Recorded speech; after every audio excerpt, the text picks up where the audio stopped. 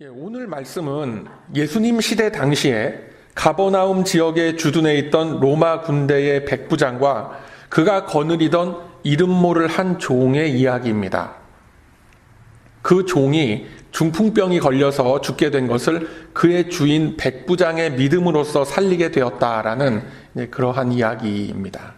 이처럼 복음서 곳곳에 기록되어져 있는 예수님께서 병자를 고쳐주시는 장면들을 통해서 우리는 희망을 가질 수가 있고 회복과 치유에 대한 귀한 소망들을 품을 수가 있게 되는 것입니다. 그러나 우리들이 이 성경을 읽으면서 항상 놓치지 말아야 하는 것은 눈앞에 일어난 사건 뒤에 감추어진 하나님의 메시지입니다. 본문을 묵상하면서 우리는 다시 한번 누가복음의 기록 목적과 그 대상에 대해서 떠올릴 수 있어야 합니다. 본래 이 말씀이 누구를 대상으로 기록되어진 말씀인가? 이미 몇 차례 말씀을 나누었지만 누가복음은 당시 이방인 성도들을 우선적인 대상으로 하여서 기록된 그러한 말씀입니다. 은혜를 입고 하나님의 백성으로 이제 편입이 되었지만 그들은 여전히 자신들이 가지고 있던 생각의 방향과 유대 사회를 향한 편견을 거두지 않고 있었던 그러한 사람들입니다. 본문 속의 백부장은 당시에 로마의 공무원이었던 그런 인물입니다. 잘 아시다시피 이 백부장이라는 직책은 로마 군대의 장교 직급입니다. 당시 사회에서 백부장 정도의 지위에 오르기 위해서는 로마 황제에 대한 충성심과 함께 황제를 숭배하는 이 확고한 마음가짐, 로마의 이익을 위해서는 목숨마저도 내놓을 수 있다라는 그러한 투철한 국가관이 검증된 사람이어야만 했습니다. 여러 가지 검증의 과정을 거쳐서 그 자리에 오른 백부장이라면 이제 군인으로서 달릴 수 있는 그 출세 가도 위에 올라선 사람입니다. 잘 올라가면 천부장이 될 수도 있고 그 위에 군단장이 될 수도 있는 자리에 세워진 사람입니다. 그러한 백부장이 등장했다라는 것은 누가복음의 1차 독자인 이 데오빌로 각하를 비롯한 이방인 성도들에게 매우 친숙하게 다가갈 수 있는 하나의 카테고리가 되는 것입니다. 우리들도 어떤 사건과 소식에 대해서 어떤 이야기를 들을 때 내가 잘 아는 그런 사람이라거나 나와 같은 소셜 네트워크에 포함되어진 인맥이라고 하면 더욱 관심이 가고 귀가 쫑긋해지는 것을 보게 됩니다. 마찬가지입니다. 하나님은 이 유대인들의 문화와 종교적인 이 습성 그리고 그런 자리에 무관한 위치에 있었던 백부장이라는 지위의 인물을 등장시킴으로써 이 기독교 복음이 한 영혼과 한 인격을 어떻게 변화시켜주고 있는지를 보여주고 계시는 것입니다. 본문 3절의 말씀을 보면 예수님에 대한 소문을 들었음을 알 수가 있습니다. 당시 유대 사회에서 센세이션을 일으키셨던 예수님이긴 했지만 백부장 정도의 위치에 있는 사람이 예수님에 대해서 관심을 가지고 부탁을 요청할 정도였다라고 하면 그는 자신이 맡고 있는 지역사회에 대한 관심이 아주 컸고 나름 동향 파악과 정보력이 탁월했던 인물이었던 것을 우리가 알 수 있는 것입니다. 그리고 유대인 장로들에게 자신의 종을 위해서 예수님께 부탁을 했습니다. 비천한 신분인 자신의 종마저도 친히 보살피고 챙길 줄 아는 그러한 리더십의 소유자였던 것입니다. 이뿐만 아니라 지역의 주민들과도 좋은 관계를 유지하고 있었던 인물이었음을 우리가 알 수가 있습니다. 또 본문 4절과 5절을 보면 이 백부장에 대해서 당시 유대인들이 어떤 생각을 가지고 있었는지에 대해서 알 수가 있습니다. 이스라엘의 장로들이 나서서 그에게 도움을 주는 것이 합당하다라고 입을 모았습니다. 그는 그만큼 그 사회 내에서 신임을 얻고 있던 관료였으며 문화적으로도 그들과 상당 부분 동화되어 있었던 매우 인간적인 그러한 인물이었습니다. 그리고 영적인 측면에서는 여호와 하나님을 믿는 신앙에 깊이 빠져 있었던 이방인 성도였음이 드러나고 있는 것입니다. 본문 5절 말씀을 보면 이스라엘을 위하여 회당을 지어주었다라고 했습니다. 이스라엘 사람들도 하기 힘든 일인데 외국인이 나서서 회당을 건축할 정도라고 한다면 그 사람이 어느 정도의 열정과 헌신의 마음을 가지고 있던 인물인 것을 어림잡아 짐작할 수 있는 것입니다. 이러한 그의 심령을 보시고 예수님은 주저없이 백부장의 집으로 발걸음을 옮기게 됩니다. 집에 거의 도착할 때에 백부장은 그 친구들을 보내서 말하기를 예수님께서 자신의 집에 들어오심을 감당치 못하겠노라 라고 말합니다.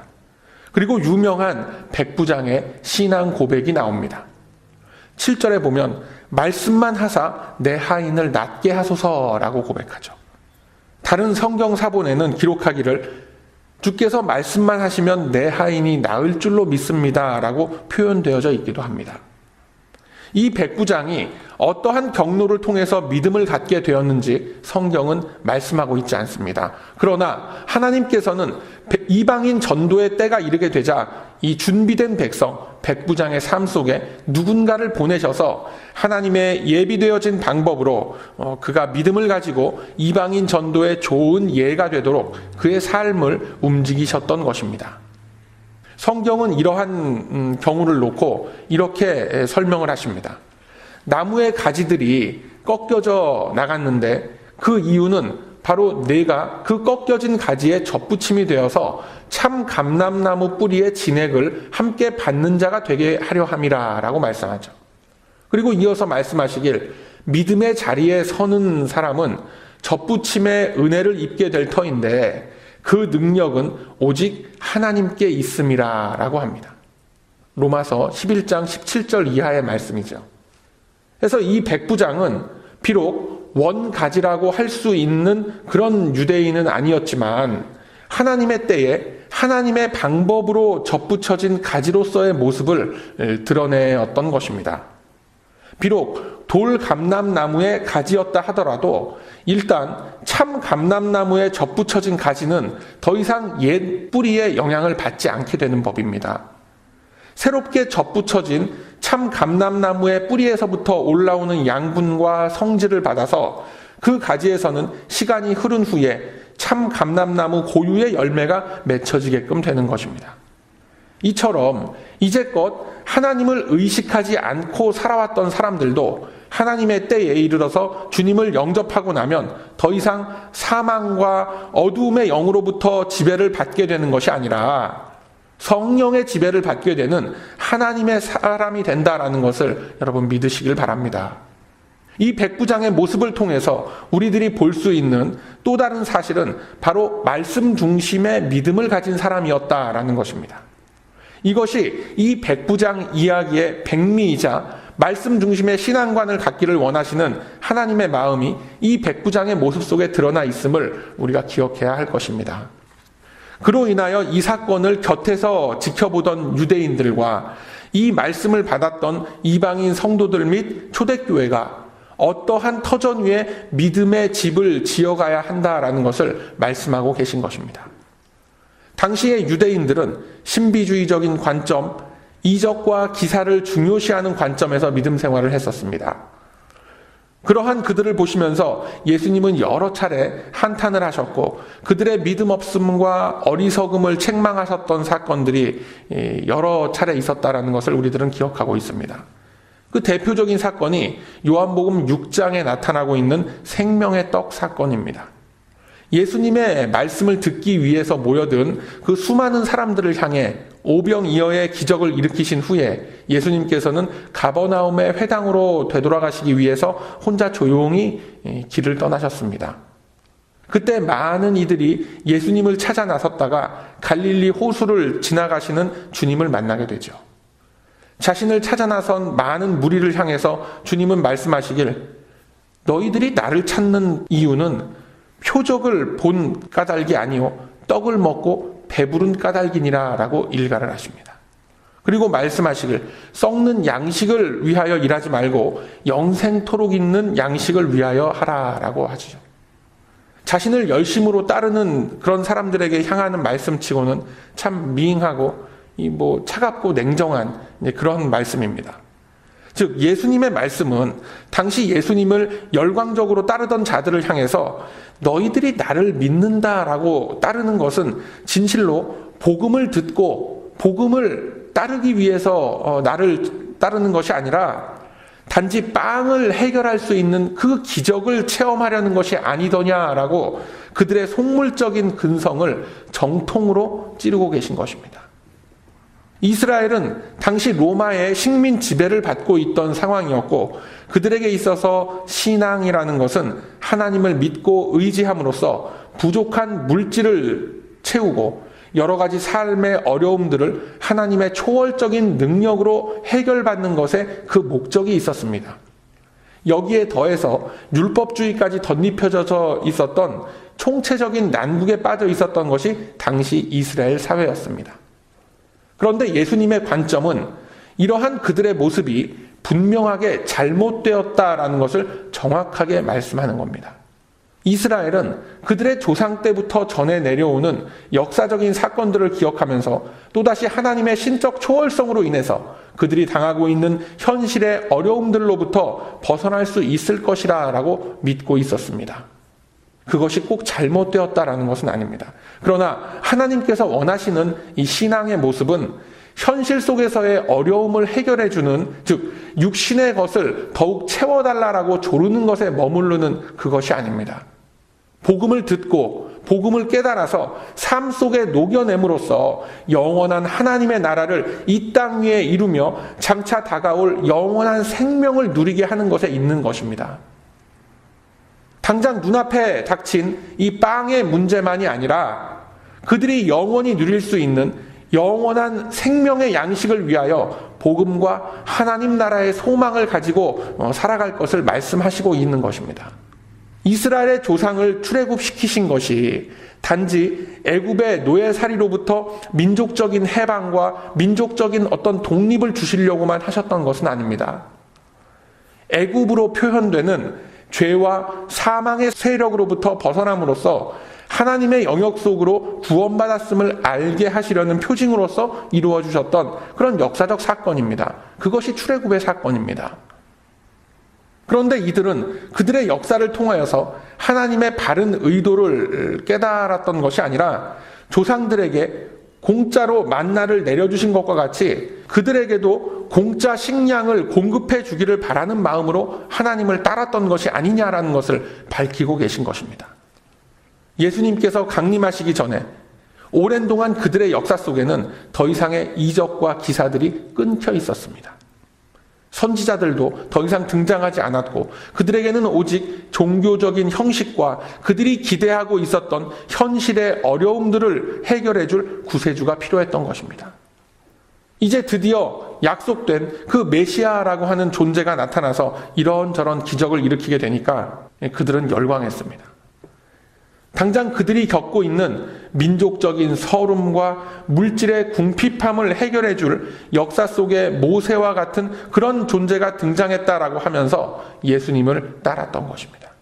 갈릴리 호숫가 주변에서 예수님을 쫓던 무리들이나 백부장의 집 근처까지 쫓던 무리들이나 결국 말씀에는 큰 관심이 없고 오직 예수님이 일으키시는 기적의 현장 주변에서 뭔가 얻어먹을 것이 없나 그러고 뱅뱅 헤매고 다니던 그런 자들이었던 것입니다. 어느 정도였느냐면 고린도전서 1장 22절의 말씀에는 유대인은 표적과 이적을 구하고 헬라인은 지혜를 찾는다라고 하셨을 그럴 정도였습니다. 이에 그치지 않고 우리들은 십자가에 못 박힌 그리스도만을 전하는데 그것이 유대인에게는 거리끼는 것이요 이방인에게는 미련한 것으로 여겨진다라고 했습니다. 이 십자가가 복음의 핵심인데 왜 십자가를 거리낀다고 합니까? 자기 희생과 자기 헌신은 없고 오직 하나님으로부터 누릴 공짜 기적에만 관심을 두고 있었다라는 얘기입니다. 바로 이러한 이들의 연약함과 불신앙의 모습을 보면서 오히려 백부장이 말씀의 능력의 확신을 가지고 오직 말씀만 해달라고 했던 그 믿음을 예수님은 기이하게 여기셨던 것입니다. 당시 거의 모든 유대인들이 예수님을 보고 그가 언약의 말씀 속에 예표된 메시아라는 것을 관심을 갖지 않았고 그 안에 담겨 있는 의미를 생각하지 않았습니다. 그 가운데에서 이방인인 이 백부장이 말씀의 권위와 능력을 고백하는 이 믿음의 소유자임을 보시고 예수님은 감탄을 하면서 그가 아끼던 그 종의 병이 낫도록 능력을 베풀어 주셨던 것입니다. 자, 여기서 우리들은 큰 의문에 부딪히게 됩니다. 예수님께서 많은 이들에게 복음이 전파되기를 원하셨다면 이왕 베풀어 주시는 능력을 좀 더 보편적으로 베풀어 주셔서 항상 주님의 이름과 복음의 능력이 널리 알려지도록 해주시면 더 좋았지 않을까라는 생각이 들게 된다라는 겁니다. 그렇지 않습니까, 여러분? 예를 들어서 돈벼락 맞는 은사라든가 말이죠. 그런 은사들을 확 한번 일으켜 주시면 다들 이 교회로 향하고 예수님을 믿게 될 거 아니겠습니까? 그런 생각 안 해보셨어요? 예, 해보셨죠? 누구나 다 마찬가지입니다. 그런 생각들. 그런데 예수님은 자신이 가지신 초월적인 능력을 사용하시는 것을 그다지 널리 알리고 싶어 하지 않으시는 모습을 우리가 많이 보게 됩니다. 마가복음 1장 40절 이하에는 한 문둥병자가 등장을 합니다. 그래서 말하기를 주께서 원하신다면 저를 깨끗게 해주소서라고 간구하죠. 예수님께서는 간절하게 매달리는 그의 모습을 보시면서 민망히 여기셨다라고 합니다. 그리고 그 사람에게 조심을 시키면서 아무에게도 가서 말하지 말고 오직 제사장에게만 보여서 깨끗게 되었음을 인정받으라라고 하십니다. 뿐만 아니라 마태복음 9장에는 두 맹인이 앞을 보게 된 사건이 나타납니다. 역시나 예수님은 아무에게도 알게 하지 말라라고 하셨습니다. 누가복음 8장에는 회당장 야이로의 죽은 딸을 일으켜 세우시면서 아무에게도 말하지 말라라고 하셨습니다. 뿐만 아니라 예수님은 많은 장면들을 통해서 자신이 일으키신 기적을 통해 많은 이들이 따르고 쫓는 것을 의도적으로 피하시는 모습들이 많이 기록되어져 있습니다. 즉 이러한 모습은 예수님께서 이 땅에 오셔서 행하시려고 했던 것들, 그리고 행하신 많은 일들이 의미하는 바가 사람의 현실적인 요구를 이루려고 하기 위한 그런 기적과 이사를 보이는 것에 있지 않다라는 것을 간접적으로 나타내고 계시는 것입니다. 우리가 이러한 예를 한번 생각해 볼 수 있습니다. 오랜 친분이 있는 사람이 어느 날 나에게 참 이 들어주기가 힘들고 부담되는 어떤 부탁을 해올 때 보통 어떻게 대처를 합니까? 사람들마다 부탁을 거절하는 여러 가지 방법들이 있겠지만 이런지하에 안 된다라고 딱 잘라서 얘기하기가 참 힘든 경우들이 많이 있습니다. 부탁을 하는 사람 입장에서는 충분히 저 사람이 들어줄 만하다라고 생각을 해서 다가오겠지만 부탁을 받는 사람 입장에서는 참으로 난감한 그런 경우들이 있죠. 들어주자니까 결국엔 그 사람과의 관계가 어그러질 게 눈에 뻔히 보이고 또 안 들어주자니까 그 이유를 납득시키기가 참으로 어렵고 이 민망스러운 그런 경우들을 다들 한두 번씩은 겪어보셨을 것입니다.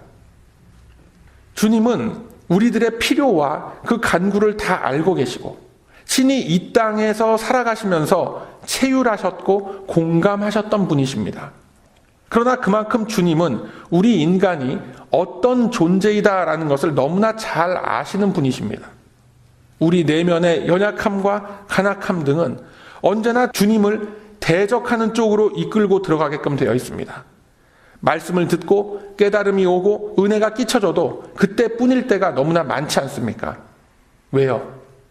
말씀이 시원찮아서 그래요? 그렇지가 않죠. 그만큼 우리들 내면의 죄성이 강하게 남아있다라는 증거가 되는 겁니다. 말씀을 받아도 여전히 내가 의식적으로 그 말씀을 내 속에서 밀어내려고 하는 그런 경향들이 강한 겁니다. 그래서 오늘 본문을 통해서 주님이 말씀하시고자 하시는 것이 바로 이 대목입니다. 당시 숱한 유대인들과 예수님의 제자들조차도 놓치고 있었던 예수님께서 이 땅에 강림하신 그 본질적 의미를 이방인 백부장의 믿음을 통해서 보여주고 계신 것입니다. 예수님이 이 땅에 오신 가장 중요한 이유가 뭐겠습니까? 우리의 죄를 십자가에서 대신 담당하심으로 우리를 위하여 하나님의 용서를 구하기 위함이다라는 겁니다. 예수님의 십자가 희생과 능력이 아니었다면 우리들은 이 자리에 나와서 예배를 드릴 수 있는 아무런 근거가 없는 것입니다.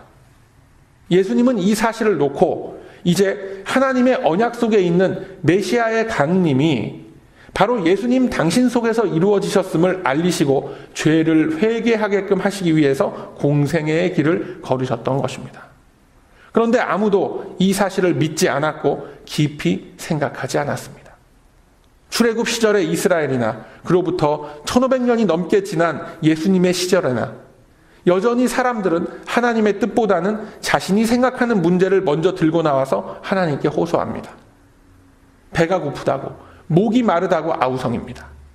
이러한 인간 군상을 향하여 주님은 외치시길, 내가 바로 생명의 떡이다.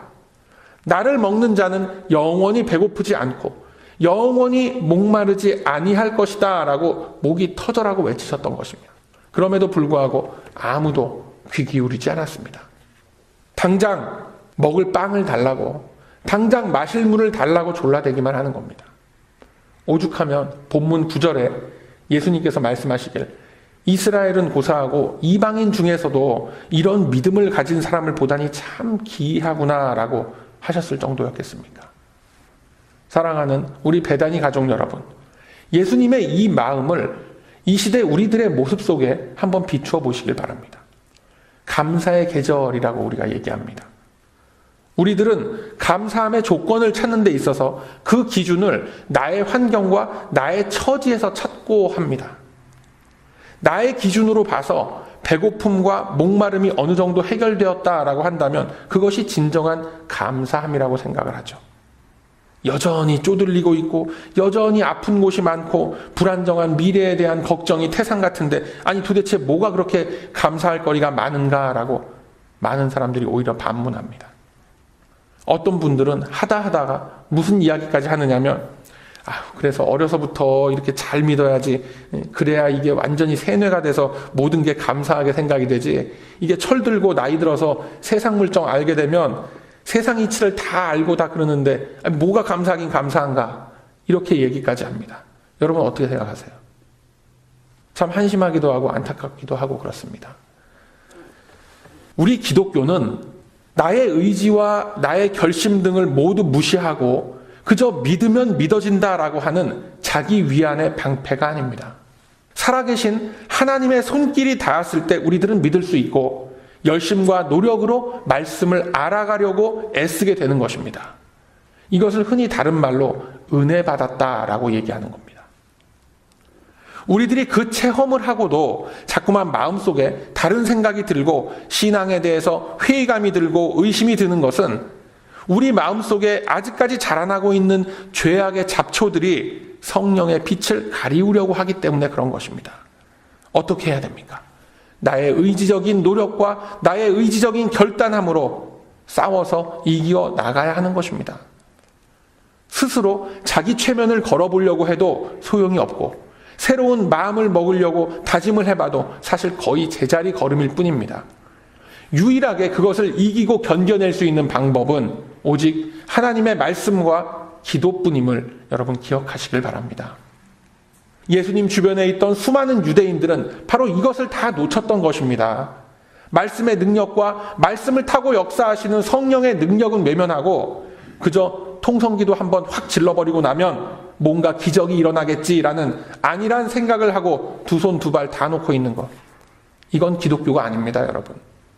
그것은 만사 형통과 부귀영화를 기원하는 샤머니즘입니다.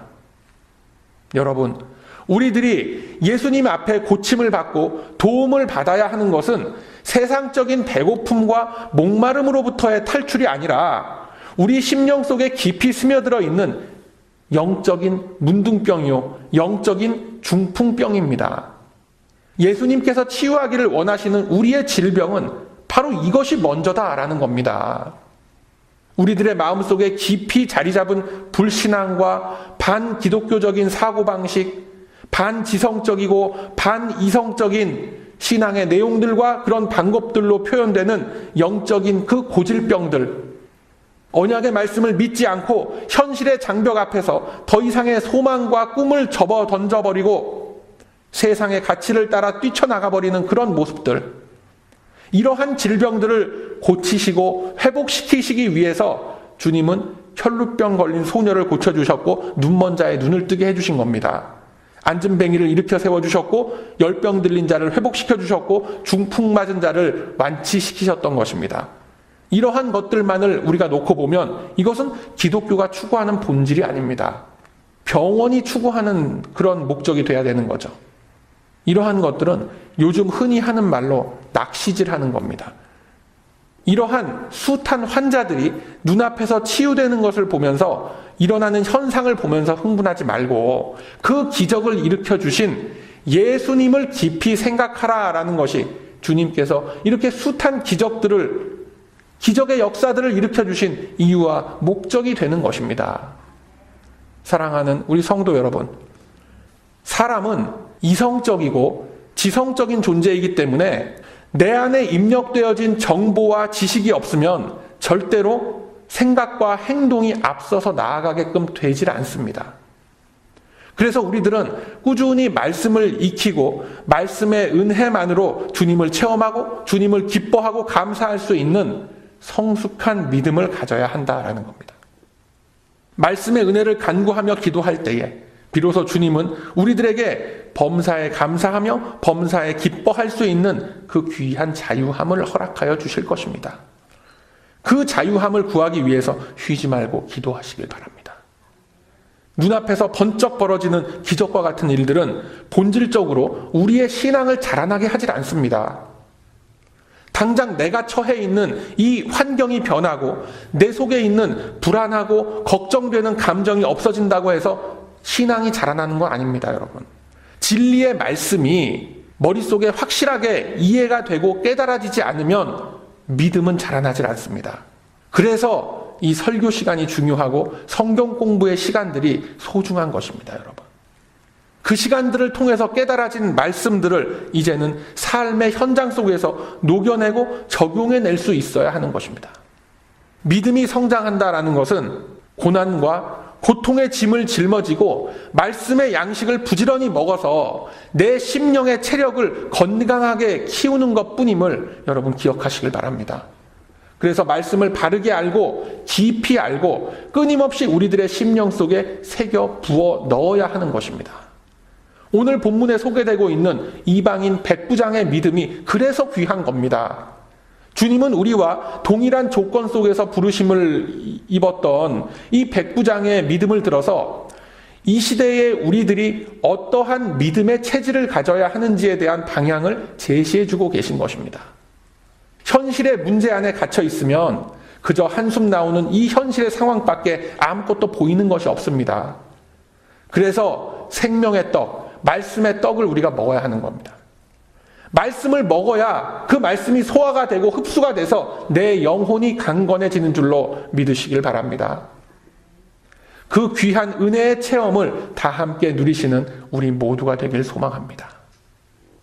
이제 올 한 해도 조금씩 저물어 갑니다. 그렇죠. 올해 초에 세우셨던 그 계획과 그 꿈들이 얼마만큼 우리의 삶 속에 이루어졌었습니까? 혹시 별다른 소망과 꿈도 없이 그저 하루하루를 견뎌오셨다면 그것만으로도 주님께 감사해야 할 기쁨의 조건은 충분하다라는 것을 여러분 기억하시길 바랍니다. 귀한 하나의 공동체로 우리들을 묶어주신 우리 주님의 손길은 내가 느끼지 못하고 미처 생각하지 못했던 이 인생이라는 시간의 공간 속에서 우리를 다듬어 가시고 우리를 세워 가실 것입니다. 그 귀한 주님의 손길을 사모하며 기대하며 또 우리에게 주어진 말씀의 가르침 앞에 성실하게 따르면서 주님의 길을 걷는 우리 모두가 다 되시길 소망합니다. 예수님께서 보시고 기히 여기실 만한 큰 믿음의 거목들이 바로 이곳, 이 자리에서부터 자라나는 능력의 역사는 반드시 일어날 것입니다. 그러하므로 이제는 눈앞에 닥친 이 현실의 장벽에 미혹되고 낙심치 말고 말씀의 능력으로 우리의 삶을 일구어 가실 우리 주님의 길을 기쁨으로 따르며 감사하는 저와 여러분의 복된 삶이 다 되시길 이 아침에 주님의 이름으로 축원드립니다. 아멘.